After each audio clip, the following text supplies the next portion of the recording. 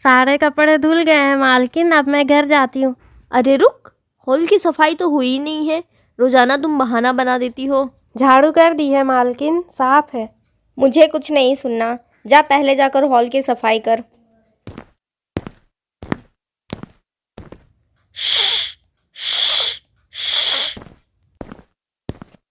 मालकिन, हॉल की सफाई हो गई है, अब मैं घर जाऊं? रात भी बहुत हो गई है और घर पे बच्चे अकेले होंगे। ठीक है, जा चली जा, पर कल सुबह जल्दी आ जाना। मेहमान आने वाले हैं, बहुत काम रहेगा कल घर में। फिर पुष्पा घर जाते हुए सोचती है, आज तो बहुत देर हो गई है, पता नहीं बच्चों ने कुछ खाया होगा कि नहीं। और जब पुष्पा घर पहुंचती है तो देखती है कि उसकी बेटी खुशबू तो दरवाजे पर खड़ी है। क्या हुआ खुशबू, इतने अंधेरे में दरवाजे पर क्यों खड़ी हो? मैं आपका ही इंतजार कर रही थी माँ, चलकर देखिए ना, पूजा को बुखार आ गया। क्या? पूजा को बुखार हो गया? अरे पूजा, क्या हुआ बिटिया? माँ, मुझे बहुत जोर ठंड लग रही है। हे भगवान, तुझे तो बहुत तेज बुखार है। रुक, मैं अभी तेरे लिए ब्रेड और दवाई लेकर आती हूँ। फिर पुष्पा बगल वाली दवाई की दुकान पर जाती है और वहाँ से कुछ दवाइयाँ और ब्रेड लेकर आती है। ये ले पूजा, ब्रेड खा ले, फिर दवाई खा लेना। फिर पुष्पा अपनी बेटी पूजा को ब्रेड खिलाकर दवाई खिला देती है। मालकिन, मेरी बेटी की तबीयत खराब थी, इसीलिए मैं नहीं आ पाई कल। मुझे काम से मत निकालिए। मुझे कुछ नहीं पता, मैंने दूसरी काम वाली रख ली है। मेरा दिमाग खराब मत कर, अब जा यहाँ से। ये सब बातें जब पुष्पा के पड़ोसी मंगरू को पता चलती है तो वो पुष्पा को एक पास वाले होटल में साफ सफाई का काम दिला देता है। मालिक, होटल की सफाई हो गई है। ठीक है, ये ले 50 रुपये। हर दिन आकर होटल की सफाई कर दिया कर। मालिक, 50 रुपए तो बहुत कम है, बहुत गंदगी थी होटल में, और मंगरू तो कह रहा था कि आप उसे 100 रुपए देते थे। मंगरू कौन होता है बताने वाला? काम करना है तो कर, वरना मैं किसी और को ढूंढ लूँगा। पुष्पा के लिए वो 50 रुपये भी बहुत कीमती थे।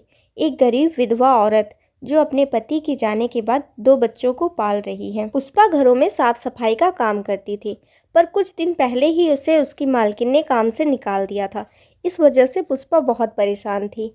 फिर पुष्पा के पड़ोसी मंगरू ने जब पुष्पा को काम दिलाया तो वहाँ के मालिक ने भी इसे 50 रुपये थमा दिए, जिससे गुजारा कर पाना बहुत मुश्किल हो रहा था।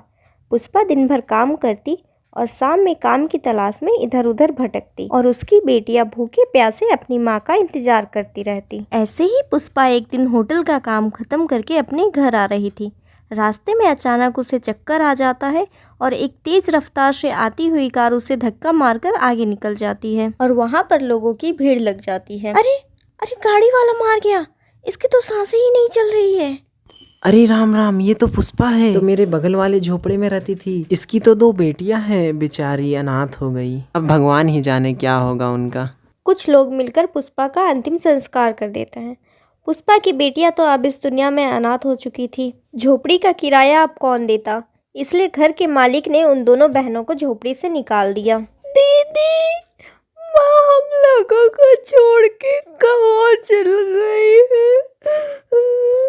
मत रो पूजा, आज रात हम इस पेड़ के नीचे ही बिता लेते हैं, सुबह होने पर देखते हैं हमें क्या करना है। पूरी रात दोनों बहनें पेड़ के नीचे ही बिताती हैं और सुबह जब वे दोनों बहनें उठती हैं तो चारों तरफ शिव जी के गाने बज रहे थे। तभी वहाँ पर 2 लोग बातें कर रहे थे, जिनकी बातें खुशबू सुनती है। अरे तुम्हें पता नहीं, आज महाशिवरात्रि है। आज के दिन जो भी शिव जी की पूजा करते हैं उनके सारे कष्ट दूर होते हैं। मैं तो चला भाई मंदिर की तरफ पूजा करने। सुना पूजा तुमने, आज महाशिवरात्रि है। आज के दिन जो लोग शिव जी की पूजा करते हैं उनके सभी कष्ट दूर हो जाते हैं। चलो हम भी पूजा करने चलते हैं। फिर दोनों बहनें पास वाले शिव जी के मंदिर में जाती है और वहां जाकर वे शिव जी को जल, फूल और बेलपत्र चढ़ाती है। और जब वे पूजा करके सामने खड़ी रहती है तभी इन्हें वहां पर पुष्पा की मालकिन दिखाई देती है, जिसने पुष्पा को काम से निकाल दिया था। इन बच्चों को देखकर वो कहती है, अरे तुम ही दोनों पुष्पा की बेटियां हो ना? मैंने सुना कल पुष्पा के बारे में, बहुत दुख हुआ, बेचारी बहुत अच्छी थी। अब क्या करे, भगवान की मर्जी है। ये लो तुम दोनों केले खाओ। केले पाकर दोनों बहनें बहुत खुश होती है और फिर मंदिर से निकलकर वे जा रहे होते हैं। तभी उन्हें पीछे से एक आवाज़ आती है, कोई इस बुढ़िया को खाना खिलाएगा। 2 दिनों से मैंने कुछ नहीं खाया है और अब इतनी ताकत भी नहीं है कि आगे चल सकूं। दोनों बहनें जब पीछे मुड़कर देखती है तो वहाँ पर एक बूढ़ी औरत खड़ी थी जो बहुत ही कमज़ोर थी और देखने में बीमार लग रही थी। खुशबू को उस बूढ़ी औरत पर दया आ जाती है और उसकी मदद किए बिना खुशबू आगे नहीं जा पाती। ये लीजिए दादी जी, आप केले खा लीजिए। फिर बुढ़िया खुशबू से कहती है, बिटिया तुम्हारा दिल बहुत बड़ा है। यहाँ से अभी कितने लोग गुजरे पर किसी ने मेरी तरफ मुड़ कर भी नहीं देखा और तुमने मेरी मदद की, मुझे खाने को दिया। तुम्हारा बहुत बहुत शुक्रिया। भगवान तुम्हारे जीवन के सभी कष्टों को हर लेगा। फिर दोनों बहनें वहाँ से आगे बढ़ती हैं और इनकी आगे बढ़ते ही वो बूढ़ी औरत गायब हो जाती है। फिर जब दोनों बहनें थोड़ा आगे जाती है तो इन्हें वो आदमी मिलता है जिसके होटल में इनकी मम्मी काम करती थी। अरे तुम दोनों पुष्पा की बेटियां हो ना? मैं कब से तुम दोनों को खोज रहा था। मेरे एक भी बच्चे नहीं है। मैं तुम दोनों को गोद लेना चाहता हूँ। क्या तुम चलोगे मेरे साथ मेरे घर? ठीक है। ये देखो पारुल, मैं किसे लेकर आया हूँ। अब से ये दोनों हमारे साथ ही रहेगी। कितनी प्यारी प्यारी लड़कियां हैं। क्या सच में ये अब हमारे साथ ही रहेंगी? मैं तो बहुत खुश हूँ इन्हें पाकर।